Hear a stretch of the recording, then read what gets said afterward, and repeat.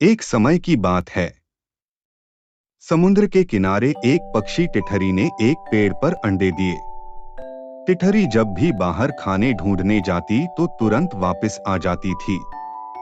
वह बड़े प्यार से उनकी सुरक्षा करती थी और इंतजार करती थी कब इन अंडे से बच्चे निकलेंगे। एक दिन टिठरी खाने की तलाश में बाहर गई हुई थी। तभी समुद्र के बड़ी बड़ी लहर उठने लगी।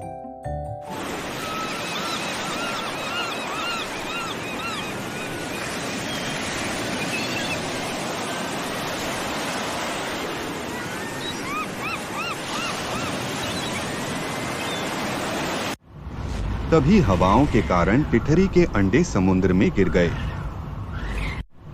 और अंडे समुद्र में बहते हुए डूब गए।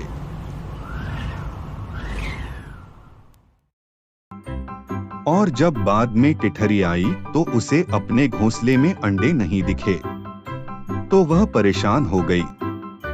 वह परेशान होकर अपने अंडे इधर उधर ढूंढने लगी।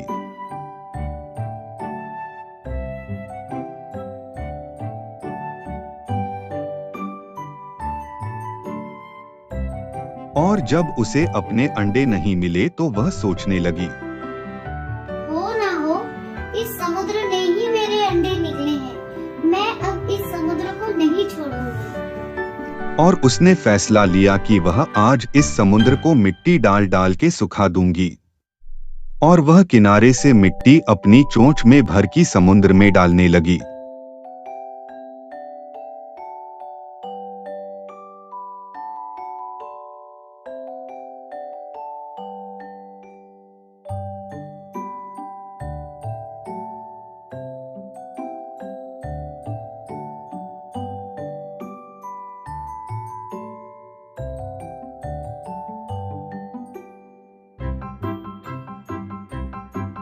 टिठरी की यह हरकत एक जलपरी देख रही थी। जलपरी तभी समुद्र से बाहर आई और उसने टिठरी से पूछा, टिठरी, तुम समुद्र में मिट्टी क्यों डाल रही हो? जलपरी के प्रश्न पर टिठरी ने सारी कहानी जलपरी को बताई। समुद्र ने मेरे अंडे निगले हैं। मैं समुद्र को मिट्टी डाल के सुखा दूंगी और अपने अंडे निकाल लूंगी। तो जलपरी ने टिठरी से कहा, टिठरी, तुम इतनी छोटी सी और समुद्र इतना बड़ा, तुम कब तक मिट्टी डालती रहोगी उसे सुखाने के लिए?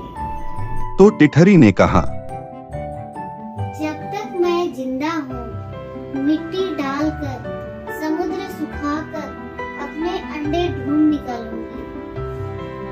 फिर जलपरी ने कहा, टिठरी, मैं तुम्हारे दृढ़ निश्चय से बहुत प्रसन्न हुई। मैं तुम्हारी मदद करने के लिए इस समुद्र का सारा पानी पी जाती हूँ। तुम अपने अंडे ढूंढ लेना, मैं उसके बाद वापस इसे समुद्र बना दूंगी। और इस तरह जलपरी ने पूरा समुद्र सूखा दिया। और इस तरह टिठरी को भी अपने अंडे मिल गए। उसके बाद जलपरी ने फिर से समुद्र पानी से भर दिया।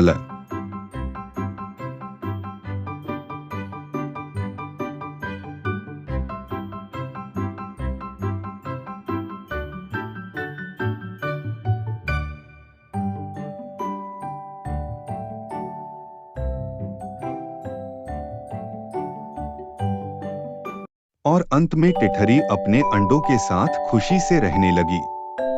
इस कहानी से ये सीख मिलती है, हमें अपने फैसलों पे अटल रहना चाहिए, जिससे हमें सफलता जरूर मिलती है।